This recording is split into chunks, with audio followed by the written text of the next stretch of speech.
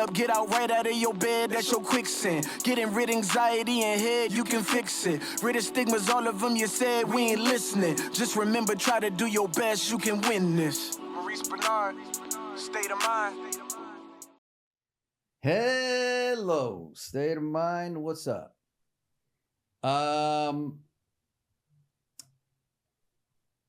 If you like what you see, you like the way I said that? If you like what you see,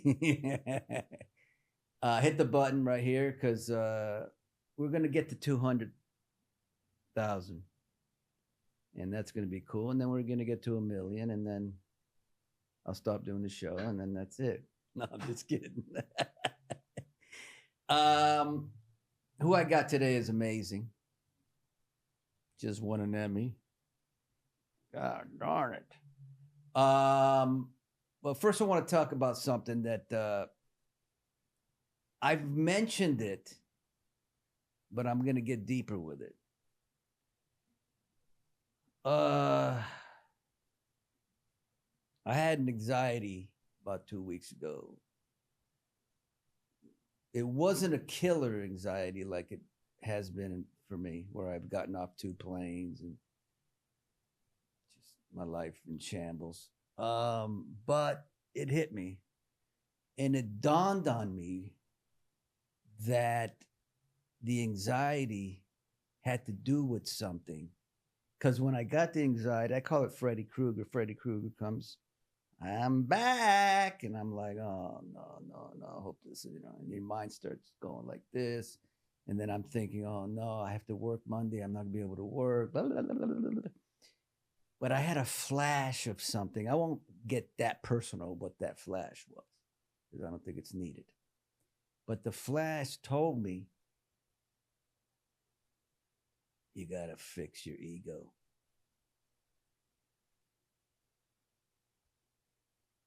And I went,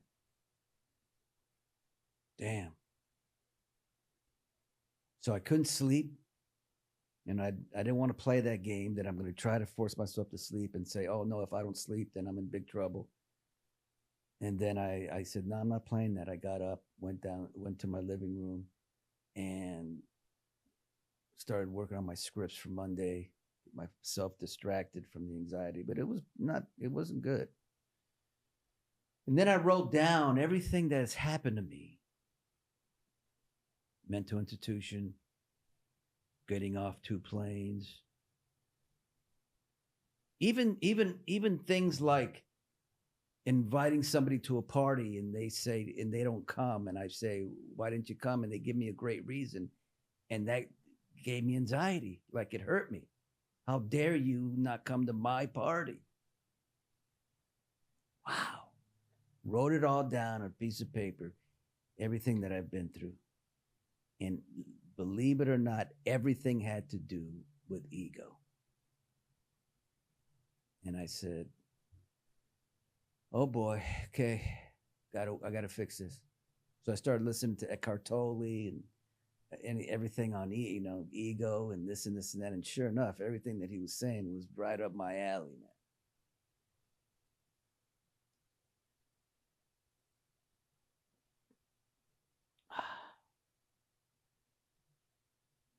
Okay, I'm gonna leave that at that, because that got me a little too emotional. So, who we have today is a great guy, sweet man, talented as hell.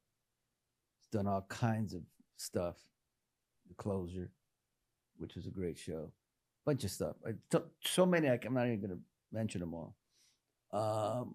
But he's on General Hospital. He just won an Emmy. And how you doing, Robert? Robert Gossett. I'm doing great, Mo. I'm honored to be here. Seriously, it's been. I can't tell your listeners how kind of person you are. I'm sure they know, but I didn't know until I joined the show. And this man welcomed me so graciously, with such open arms. And he's an icon on the show. So just for that. But now to know you more personally. Yeah, yeah. And know your path, know your struggles, know you and whatnot. It's an honor to be here. I'm having a gas. I said honor, but you know we boys. This is cool, baby. This is great. cool. It's great. I love it. It's funny, I always talk about my issues and stuff, and I think that's important. Yeah. And it isn't that I'm a very compassionate guy and a very sensitive guy. It's just that I have I think we all have that in us, the good and the bad. I just think we need to keep looking in the mirror and fixing the bad and figuring it out. Right. But checking ourselves. yeah, but it doesn't mean that, I think I've grown so much. You didn't know me back then. I heard stories. Okay. And it was like, oh shit. So now it's a whole different kind of energy. But this last step, boy, it's gonna be worked on. Just like, you got your stuff, everybody's got our stuff, and we all working. You have taken the time to Yeah. do the work. There's so many of us, man, don't do it. I haven't done it. I'm just now coming to, these realizations. And part of it is knowing you and seeing how you bravely face what it is you got to face. But Robert, you know what it is? I'll tell you what it is. What gets you to fix yourself? It's fear because of that pain. I hate I've had so much pain from being manic depressive, right? The manic episodes that I've had, and then the depression. It's all that pain. When you're in that, you don't want that again. But the thing is, Mo, Yeah. sometimes you don't even know. You're in pain. You're walking around with all this crap that's been on, and the pain becomes something you just carry. It's just another package, another load on your back. And you grow, unfortunately, we grow used to it until we have this, cathartic event that, just rips us. Yeah. Rips us. That's right. Then it exposes. Yeah. Like, oh, that's what that was. That's right. It's like that. What's that movie, Waiting to Exhale? And then you finally get to exhaling. Yeah. Oh, shit, I was carrying that. Ooh. And so in the community I grew up in, Yeah. nobody dealt with. Nah, but You just didn't hear. You didn't mess with that. No. But it hurts so many of us. Yeah, it does. Right? It does. The way we were brought up in that kind of cool, tough exterior. You crying? Yeah. Man, What are you crying about? stop being a punk. Yeah. Man up, boy. And if you're sensitive like I was, and then that's why when I had a nervous breakdown at 21, all I did in the hospital was cry. And I knew even then, this is crying for the 21 years that I right? Yeah. It was like all this is because this shit, it wouldn't stop. It was like I know. I just had profound loss, and we'll talk about that. My son. We can talk about it right now. Well, okay. My son Lukey. It's Lukey? Luke. His name I like is Luke. Yeah. But I always called him Lukey. Yeah. And he was 6'7", so. But he was cool with Lukey here's a funny story. He started kindergarten around 5 years of age. And of course, until then, I was always calling him Lukey. Wow. But he had gone to kindergarten and he came home from kindergarten. I no longer want to be called Lukey. I want to be called Luke. And I said, okay, man, cool with me. I'll call you Luke. I'll call you Luke. And the day went on, he always had this thing where after he got out the bath at night, sometimes he'd be cold, he'd wrap himself up, and I had a recliner, watch TV, and he'd sit on my lap, all wrapped up and stuff like that. And he said, call me Luke. But that night he got wrapped and came up, and he was like shivering, and he whispers up to me, Dad, if you want to call me Lukey right now, it's all right. Oh wow.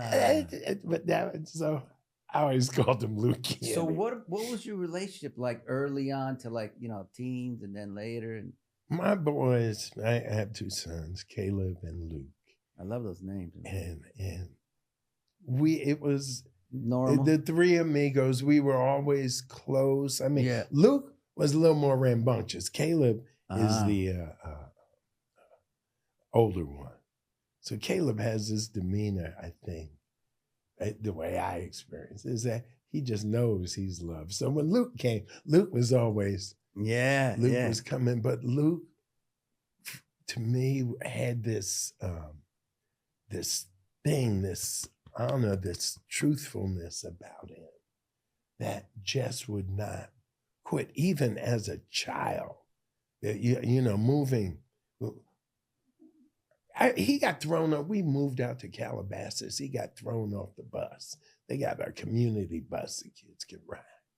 And they threw him off the bus as soon as the first day of school. Because he don't know anybody. It's his first day. He's moving from another neighborhood but he saw these other kids mess with this boy, whose name I found out later was Luca. The boy's name was Luca, because the boy's mother came up to me and said, your son helped. But at that moment, when I'll finish the story, I kind of move all over the place. But got on the bus. They were messing with Luca because he's a little chunky kid. And the 2 boys in front of Luke, my son, the one boy pushed Luca made him fall down so his other friend could come and take Luca's seat. Well, Luke is sitting behind him, and I didn't like that, Pop. So he took they had their backs. Back. He took them back and threw them. But that's all the driver saw. Yeah. That's all the driver saw. He pulled the bus to the side. Then they threw Luke off. Then you get a letter, your son is not allowed to. I'm like, what the hell? And so he explained to me, well, they pushed this kid, and I wasn't going to let that happen in front of me.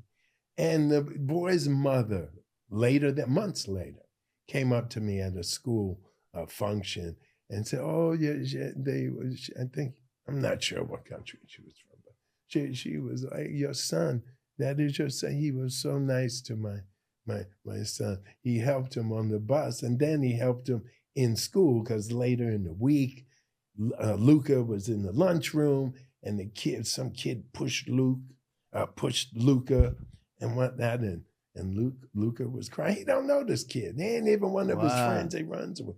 But he came into the lunchroom and saw Luca. What's wrong? What's wrong with that? And Luca pointed to the kid and said, Luke, this is not the way to handle. I was like that, but go ahead. Not the way to handle this. But Luke walked right across and just decked the kid. Yeah. Now that caused a whole lot of other problems. So yeah.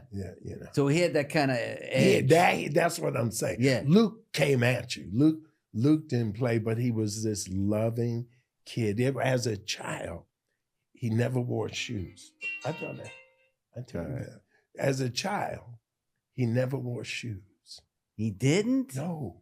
And I didn't know why that was until he was in his started high school. Wow. And he wrote a blog. He has a blog called Unity. I'll send it to you. I'd love to read it.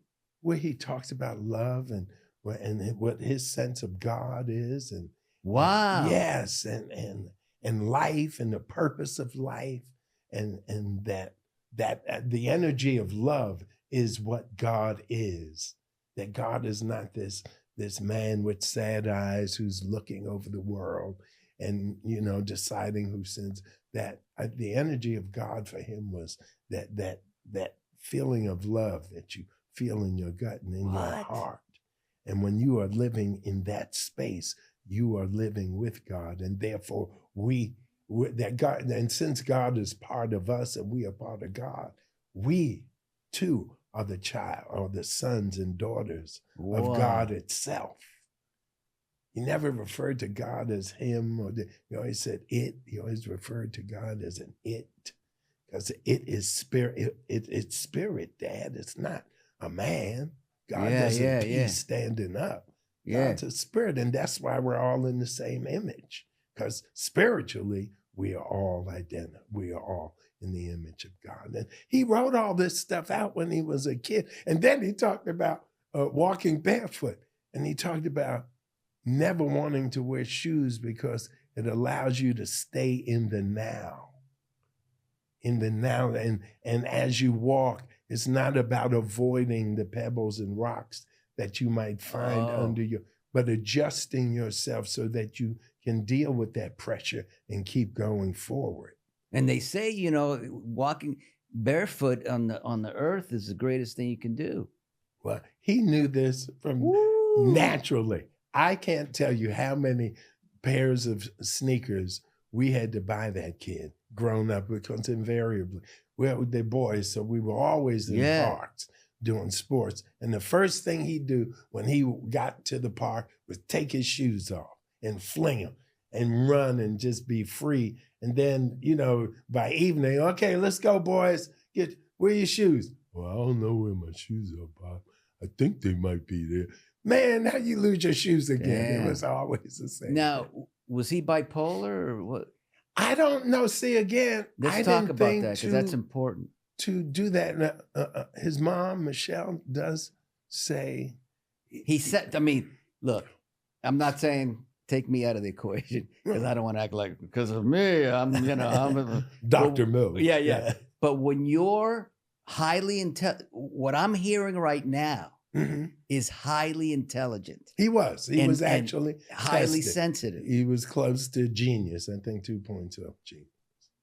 Most, I'm not going to, look, Van Gogh, Churchill, we can go down the line of people who were mentally ill, let's say, but bipolar. They're just, that kind of thing you're describing, it's very much that. And it's a curse and a blessing, right? Yeah. Because we feel more. We feel he more. He was that. He did feel everything. And everything real. If he loved you, he loved you. Right. Man, unconditionally. But Robert, how old was he when he passed away? Just 24. Now. See, I was 21 when I was put in the mental institution. And that's about the age of people who are bipolar who have their first episode. Really? I mean, we're getting into some stuff here, but it's really cool. Yeah, around that time, the early 20s. And that's, you know, in a way, he had a lot of, he was getting into more, the kids who came. Did you see any highs or lows? I wouldn't see what I thought were highs or lows. I mean, he was a very creative person. Okay. When he would go into his room, but he was always doing art. You should see some of his drawings and paintings. Oh my goodness. He did Robert. a lot of stuff on found objects. He would find things. Oh my goodness. And just create something out of them. He was a prolific writer. You should see the stories. Yeah, you know, he wrote a book. He wrote this book about when he was in elementary school, which I had to ask him, you know, because he talked about the girl in the lunchroom, and how she had these eyes and this Fanta bottle body. You know Fanta? Yeah. I was like, what you mean by that? But see, even that is profound a little, right? Yeah, you could look at the bottle and say, oh, that's kind of sexy. Right. And use that to describe this girl in this story he was making up. But you didn't have an inkling that he could be, I wish we would have known each other back then. Yeah. You know? Yeah, no, I did not. You didn't have an inkling. So you just think the kid is intelligent and creative and this and this and that. But it seems like not only did he have all that, but he was living with a lot of pain, right? Or but not. I don't know where from. That's like, Robert, listen. That's what would, when I would think about it, because why would he do what he did? Why would he take his own life? And that, I couldn't, I still, even now, man, Yeah. I can't figure it out. I mean, we just broke his phone, got into his phone. We thought maybe we'd find an answer, his mother. And nothing? Nothing. He was so happy. He was about to, he had spent a year prior to this act, traveling the world. He spent, I think, 2 months in Costa Rica, left there, went and stayed on the island of St. Martin, French side, for a month and a half, came back, stopped in, went to Brickell in Miami, and hung out there with his buddy he went to school with. Then from there, he went to Vegas. Then he came home, worked a little. He'd do his little hustle thing, make some money. Then he went to Venice, got on a plane, went to Venice, stayed there for 3 weeks. From there, he went to Barcelona, stayed there for weeks. Then he went to Paris. Went to Paris and hung out there, and went and met my friends, the producer, the man who created the closer, lives in Paris. So he went and hung out with James, and even James then he came back. Mm-hmm. He was here a month. He was scheduled to depart back to Paris the following day, and the night before. You found him? His mom. So in that month that he was back, you didn't sense anything? Maybe a difference? Nothing. Well, that's amazing to me. Well, I didn't sense anything. He and we didn't have words. It wasn't angry. It wasn't, but when he said he was going back to Paris, I said, he's paying for it. I can't tell him not to go. But he don't want to. You're right. So I'm saying, you sure you want to do that? You don't want to, now, I don't know if there was, with his brother, like I said, Caleb is a different cat. Caleb is, he went to Boston College. He got 2 degrees, not 1, 2 bachelors. Damn. From BC. Yeah. Went to Utah, got his master's. From there, he got a great job. He got his dream job. He's doing it now. Has a nice apartment, living with his girl and all that. And I often wonder, was Luke maybe little? Yeah, I'm not doing all that. I'm traveling. I'm doing, and does that. Wow. So with me, saying, because that day when he did this, he said, "Dad, I'm not Caleb." And I told him, I said, "I know, man, you ain't Caleb, you're me. I'm the same guy." I didn't have any. Those were the last words you had? Yeah. He's not Caleb. He said he's not. He said, "I'm not Caleb. I'm not Caleb." Wow. Because I was saying, you sure look, if you want to go, you can go. But if you're asking me, because you think I should go tomorrow, should I go back to Paris? If you're asking me, no, I think you should stay home and, work and do what you do. You've been gone for a year plus.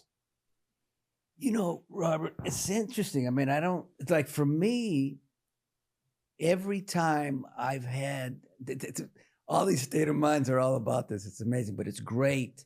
What Robert's talking about, what I'm talking about, what I just talked about in the last state of mind, there could be anybody watching, and just know that it doesn't have to go that way. That if you figure it out, get professional help or whatever it is, and you can get over the hump like I've done many times, life goes on and it flourishes. Yeah. Right? Yeah. But there's nothing in what Robert is saying that's, because when I've had those thoughts, I'm going to be straight up with you, Robert. With me, you know that I could. Now, my family could sit there and say, oh, I'm not real. If I come to you, I'm like, you know, you go, okay, Maurice is going through his thing again. And, you know, what you're saying, it almost seems like he was hiding it, whatever it is, that you didn't, because there's nothing you're telling me, which is just the way it is. And you can't feel anything about that guilt or anything. It's just what it is. But you do. I know, Robert. Robert, listen. I think I told you this already. And now I'm getting emotional. I tell this to everyone because it's what I went through. I went through 4 months of that feeling, of the thoughts of, even to the point of figuring out how. I could have done it at any time in the morning, because my family slept till 12 o'clock. So it's not their fault. You can't stop. When somebody makes the decision to want to do that, you can't stop it. They'll just do it. So tell me. That's I've, like I said, you know, mental illness, yes, and help. Yes, you know, therapy was never part of my deal, but this was, and it was so traumatic, and I was so lost. I was so I didn't know what to do. So I have now engaged. You seem like it. Yeah, in that, and it does. I mean, grief, and trauma, and loss has an effect on us. Yeah. And so that has kind of introduced me to therapy and therapists and the like. Beautiful. And so I have so much more of an appreciation. But in that appreciation, I also have this profound sense of regret, I should say, that I wasn't able. You know, your son is your child, and we're the fathers, and we're supposed that I didn't have enough wherewithal to see or understand enough about my son to be able to say, hey, take him by the hand and put him with a therapist that he could somehow, you know, exercise those demons perhaps he was dealing with it. And the fact that I couldn't even see it. Damn. That I couldn't fucking see it. Yeah, but sometimes but Robert, sometimes you can't see it. He was a rock. That's why when he was saying, I'm like, Caleb, I love my son. I love both my kids, but Luke was an impressive. He impressed me with his sense of honor, with his truth. Yeah. He was such a bad dude. 300, there was 350 plus people. But think of it this way, Robert, it just came to me. Because he's so intelligent, because he's so creative, because he's got that whatever he had. Yeah. That's probably why you couldn't see it. Because he was so freaking smart. So, especially somebody like you who grew up, we both grew up in that kind of, you know, thing. You didn't, he wasn't showing it because he was that smart. I'm feeling this here, but I ain't going to show it, especially to my dad or to whoever. So there's nothing wrong with that. That's what I'm trying to tell you. Like, he's not like I was. I was like, help me, please. Yeah, he wasn't. Yeah, See? He didn't ask for help. See? He would never ask to do. This is a kid who camped all over Wyoming, amazing, Montana, by himself. Amazing. He never went with people. He would have, if he went, kids were partying. Yeah, of course. He did, but he'd go off the beaten track for 3, 4, 6 weeks. Wow. This guy was something. And he would just go, and that would worry me. Yeah. The first time he asked me to, I want to camp by myself. He was like 14, 15. I said, man, you ain't going out. I ain't letting you go camp by yourself. You out your mind. And when, no, Pop, I want to do it. Let me do it. Let me do it. So I said, okay, we're going to figure it out. Because I hate telling my kids no. So we found Santa Cruz Island. I know Santa Cruz. Because it's kind of, it has rangers on it. Yeah. You got to take a ferry to it. And I said, so when we booked it, he said, we got the camping spot. So then I said, and then you read it, you can't make a fire because it's all right. natural habitat or protected habitat. And he knew how to make a fire? Yeah, he knew how he'd do all that shit. My God. Luke was there you go. As a child, he went away to a place called Roaring Brook Camp for Boys. I think he was 8, 9 years old. And there, they taught him all kinds of survival techniques and all that. So he did that. But then after he got his driving in his car and all that, then he would just take off and free spirit like a mug. Surfer. He'd wake up before high school, it'd be dark outside. He'd throw his board in the back of his pickup, drive to the beach, surf. I said, make sure you get to school. I'll get to school on time. Don't worry. One night, not night, it was dark usually when he'd leave. I went with him just to see. But I was amazed at the people who wake up and surf in the morning. I can't believe I can't do anything. I need that too. Nothing. And then he's like, don't worry, Pa. Where I'm taking you, there's going to be a guy. He's going to come out of his house and start screaming. Just keep your head down, keep going. Because we had to walk over this guy's property because he had this little place he liked to surf. And whatnot, but he had to go for people's private property, but he didn't care. He said, hey, the water belongs to us all. But see, Robert, he was so brilliant that he could hide it that well. That's being brilliant because, that's not easy to do. Even if somebody doesn't understand mental illness like you didn't as much at that time, it's still not easy to hide it. But he was so, because otherwise you would have had an inkling. That's all. So it's not you at all, but he was just brilliant to be able to cover it. Yeah. I mean, look, I'll tell you. I'm going to give you an example of what that covering up is. You're going to dig this.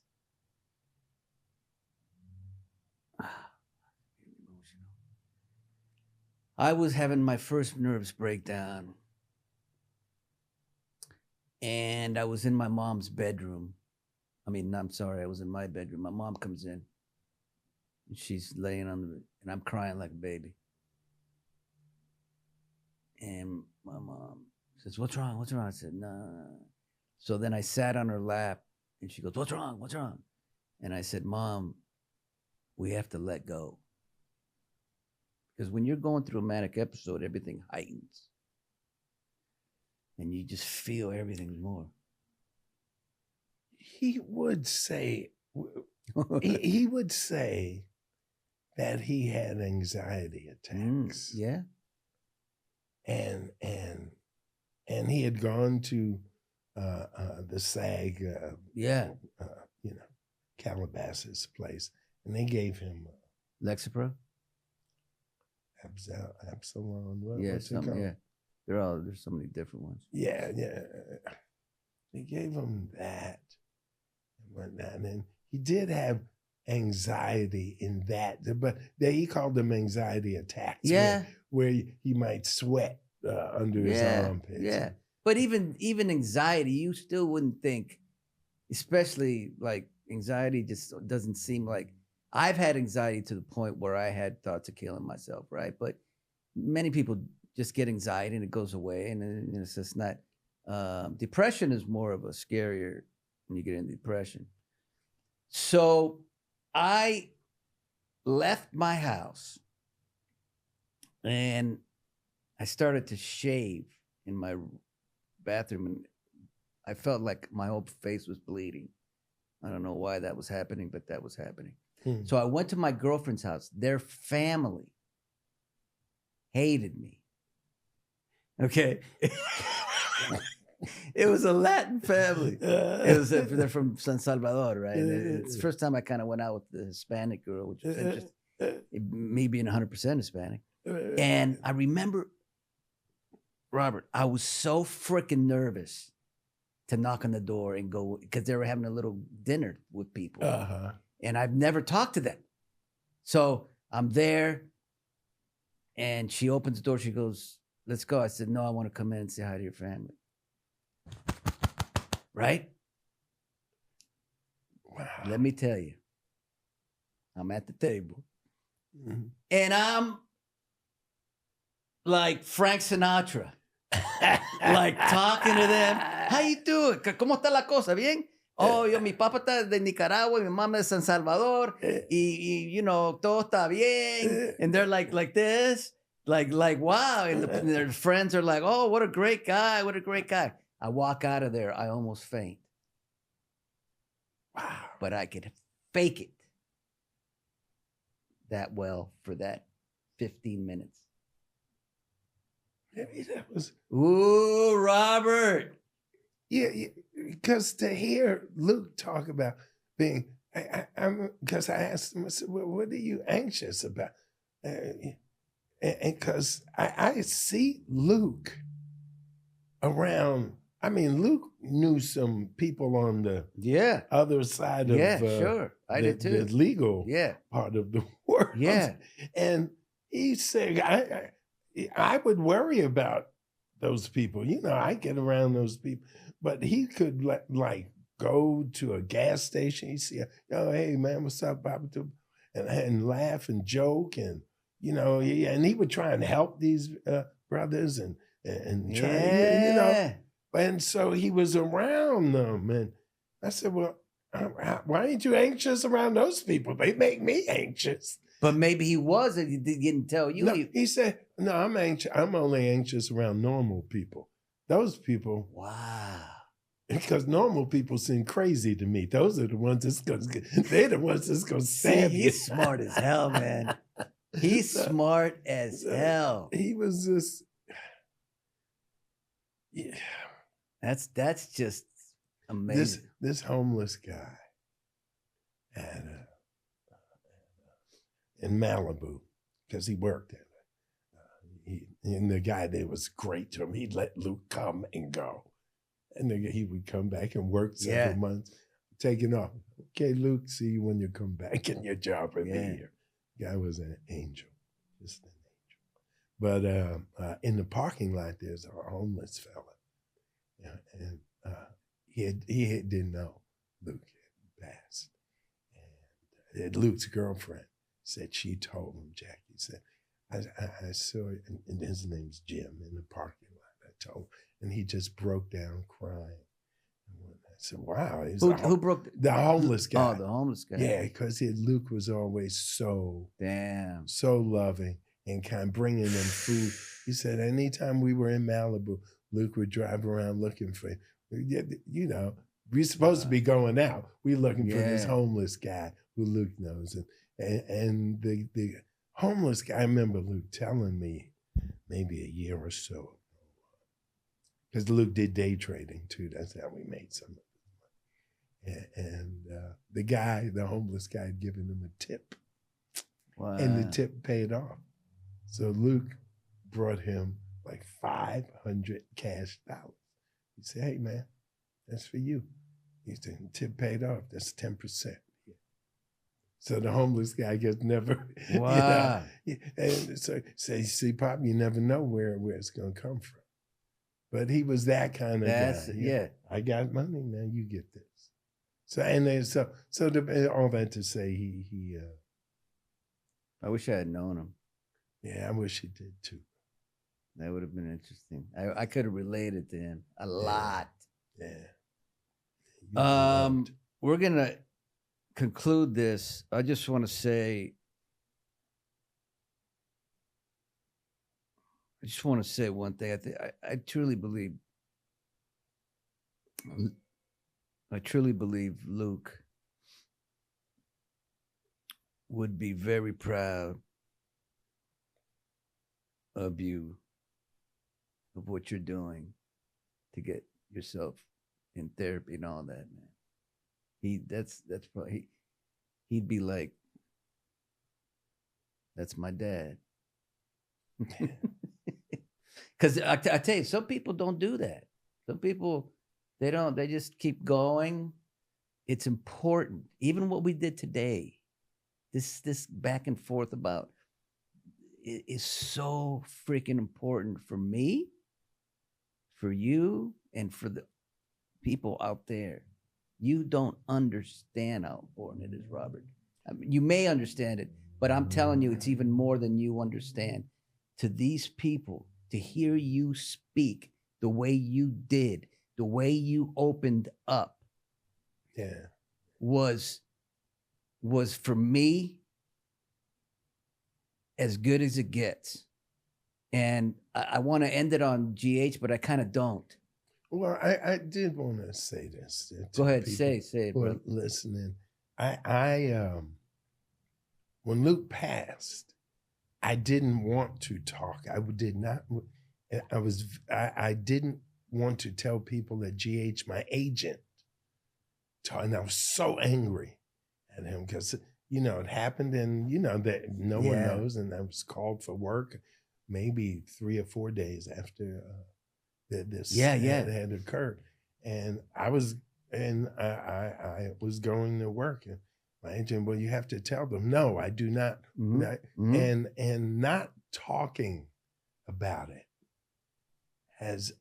was, I thought, what I was supposed to do, and I keep holding him here as opposed to just talking about my son. So my therapist says, I gotta honor him. I gotta speak about him, what was great about him. I gotta, even when the Emmy night, I didn't want to, if you saw my speech. Yes. I did not want to. But once I mentioned Sonia and Nika, their passing, in my mind, I said, do it, Robert. Don't be ashamed of your son, and honor him. Say his name out loud. And it did. It was kind of, it kind of opened me up a little. Absolutely. So I'm going to talk about Luke.